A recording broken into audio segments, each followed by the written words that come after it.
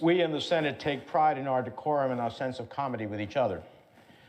So much that we often twist ourselves into pretzels to avoid saying anything that might be interpreted as a criticism of another senator. Yet there comes a time when these verbal gymnastics simply won't do. You're either going to speak the truth or fail to do justice to the values you hold dear. What one of our colleagues said last week about the events of January 6th was felt by many to be racist and hurtful, a stain on the office he is so fortunate to hold. Look, I get no one likes to be called racist, but sometimes there's just no other way to describe the use of bigoted tropes that for generations have threatened black lives by stoking white fear of African Americans and black men in particular. On a radio show, our colleague explained that he never feared for his safety during the January 6th insurrection at the U.S. Capitol. But make no mistake, under different circumstances, he would have been afraid. He said, and I quote, "Now, had the tables been turned," now, Joe, this will get me in trouble, "had the tables been turned and President Trump won the election and those were tens of thousands of Black Lives Matter and Antifa protesters, I might have been a little concerned." Is that not racism, Mr. President?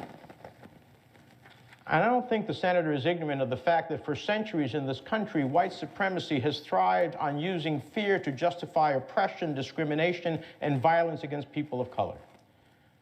I do, however, think my colleague may be ignorant of the pain caused by his comments and unaware of how they compound the trauma that so many still feel in the wake of the events of January 6th. And because I do not think I can do justice to that pain, I want to share with you an email I received this weekend. It's from one of the most devoted public servants I have ever had the pleasure of working with, an African American member of my staff. His name is Keith Rofer. He has devoted nearly 3.5 decades to serving the people of New Jersey in Congress and his community as a faithful churchgoer and Boy Scout leader. It reads, "Senator, I would not normally send you an email like this, but I am at a loss of how to express the outrage and hurt I am feeling by the comments made by Senator Johnson that he would have been more afraid on January 6th if the insurrectionists would have been from Black Lives Matter. I am blessed to be a member on your staff and have had the opportunity to serve as a staff member in the New Jersey delegation for 34 years, but this is the most painful thing I have ever heard being said by a U.S. Senator. I could not imagine that the horrible and painful events from January 6th could be replicated in a statement from a sitting member of the Senate. These comments is worse than the image of the insurrectionist walking through the Capitol building with a Confederate flag. He is perpetrating the racist trope that the country should fear black people. I have experienced what it's like to have a taxi cab pass you by in order to pick up white passengers who are further down the block of where you're standing. Nothing can describe the feeling when you have entered a store and having store clerks watch your every step while shopping. Sandy, that's his wife, and I have had conversations with our sons when they were young about how to enter a store, not look suspicious, keep your hands out of your pockets until you make your purchase, or how to respond and talk to police officers in any interaction. I've had the difficult conversation of explaining to a young black scouter in our scout troop why a white campground store clerk accused him of not paying for an item because he was black. This type of hate speech is not new. The hardest part of what he said is that in 2021, a United States Senator would so freely express this type of hate out loud. I'm so grateful for our officers who endured so many injuries on January 6th, and I pray that they will recover physically and mentally. They are going through so much right now. I feel guilty that my email to you might sound shallow because of the pain that they are trying to overcome. I understand the Senate works best when both sides can find common ground, but how do you really reach common ground when such views can be held? Again, I'm sorry for reaching out late on Saturday evening, but I needed to share this with you. Keith. Mr. President, to read these pained words both broke my heart and boiled my blood. Thousands of people of color serve in the United States Capitol workforce. There are legislative staffers like Keith and Capitol police officers and maintenance workers, cafeteria staff, and so much more. I should not have to stand here and remind anyone that many of them feared for their lives on January 6th. But not Senator Johnson. He felt no fear. He wasn't afraid because, and I quote, "I knew those are people that love this country, that truly respect law enforcement, would never do anything to break the law, so I wasn't concerned."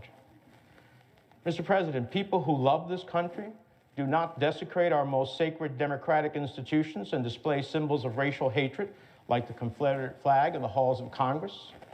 People who respect law enforcement do not assault Capitol Police officers, beat them within inches of their death, and hurl ugly epithets like officers of color.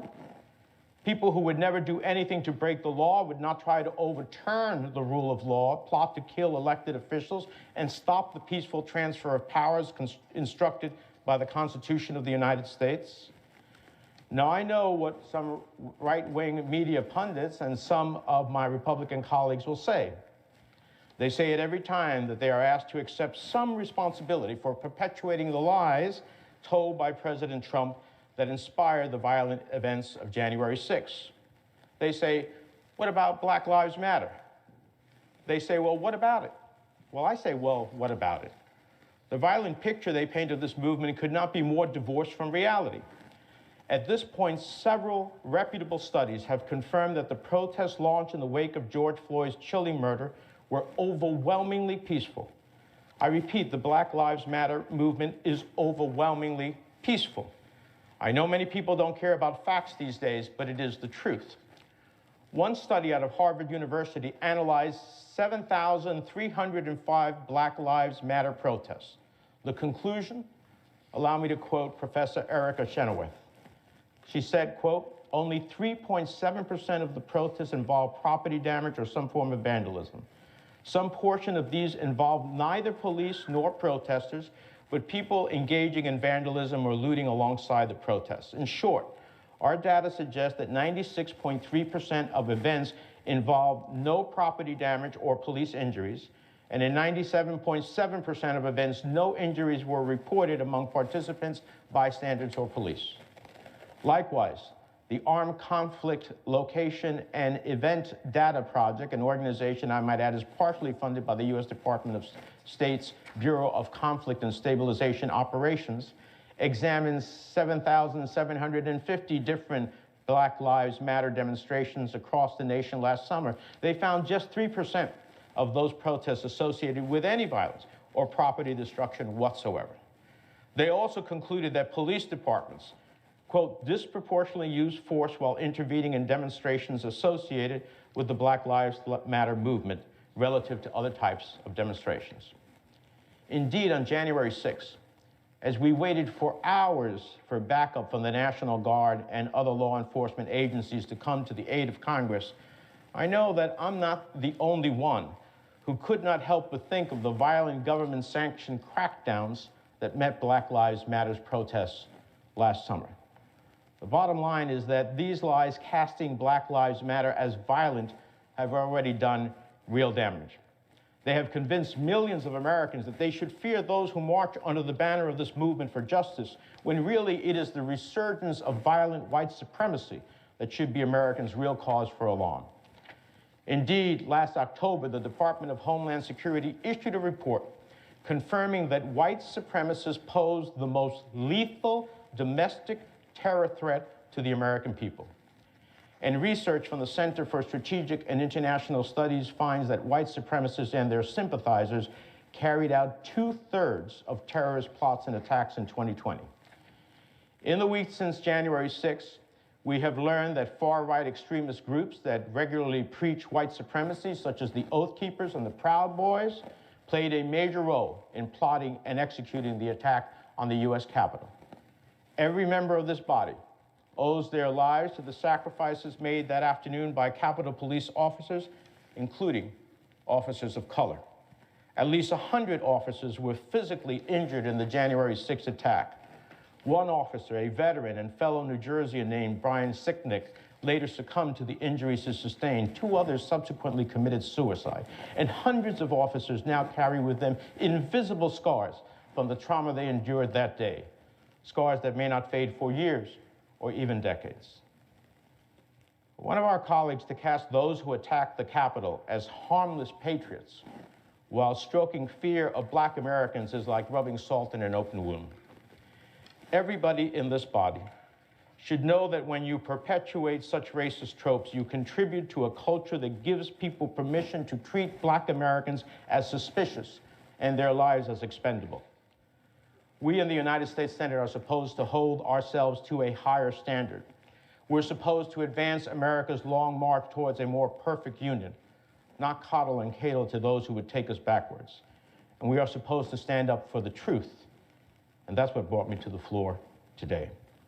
I hope members of this body on both sides of the aisle will join me in making sure that we do not debase the institution and the people we are called to serve, all the people for which so much pain has existed for years and exists still today. With that, Mr. President, I yield the floor.